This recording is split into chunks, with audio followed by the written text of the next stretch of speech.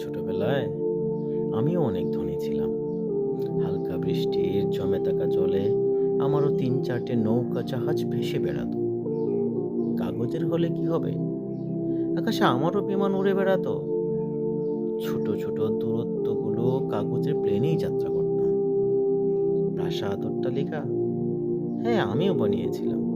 সেগুলো হয়তো মাটি বা পাটকাঠি দিয়ে তৈরি ছিল, কিন্তু একেবারেই আমার ছিল।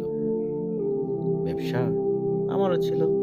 নারকেলের মালা দিয়ে দাঁড়িপাল্লা বানিয়ে কাটায় কাটায় জিনিস বেচা কেনা করতাম। তখন আমিও বিজ্ঞানী ছিলাম। ফেলে দেওয়া পুরনো ইঞ্জেকশনের সিরিঞ্জে জল ভরে বিভিন্ন গাছের শাখা প্রশাখায় পুশ করে পরীক্ষা নিরীক্ষা করতাম।